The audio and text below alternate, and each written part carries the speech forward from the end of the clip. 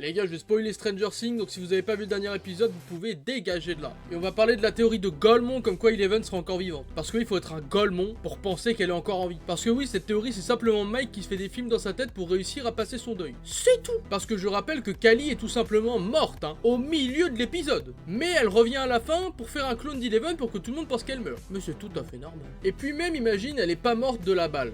Vas-y, elle est pas morte. Murray, elle a ce bon vieux Murray. Le bâtiment, il l'a fait sauter. Il y a plus de bâtiment. Et au moment où le bâtiment saute, c'est avant, du coup, que le monde à l'envers soit aspiré. Et le soi-disant clone d'Eleven, on le voit pendant que le monde à l'envers est en train d'être aspiré. Donc si par miracle, elle a survécu à la balle qu'elle a pris dans le bide, crois-moi bien qu'elle a pas survécu à l'explosion du bâtiment tout entier. Sachant qu'entre le moment où elle se prend la balle et elle meurt, et le moment où tout le groupe retourne au portail, il y a au moins 1 heure. Hein. En 1 heure, t'as le temps de te vider de ton sang. Into l'explosion, si elle est pas morte, c'est qu'on va avoir un Stranger Things 2 où c'est elle qui va se transformer en Vecna. Donc c'est pas compliqué, la réalité c'est juste que cette théorie, c'est Mike qui se la fait tout seul dans sa tête pour faire son deuil, et là c'est ok, c'est cohérent. Mais s'il s'avère que Eleven est vraiment en vie, faudra m'expliquer toute la logique derrière toutes ces incohérences. Parce qu'il n'y a pas ne serait-ce qu'un mini-monde où Callie elle a survécu à tout ça jusqu'à la fermeture du portail. Hein. Déjà que tout le monde attendait qu'elle crève, c'est pas pour nous dire à la fin qu'elle a survécu jusqu'au bout. Ok, il y avait sûrement un gros manque de temps pour faire la fin, mais il faut doser. Parce qu'en saison 3, mettre toute une saison à battre le flagelleur mental sous une petite forme,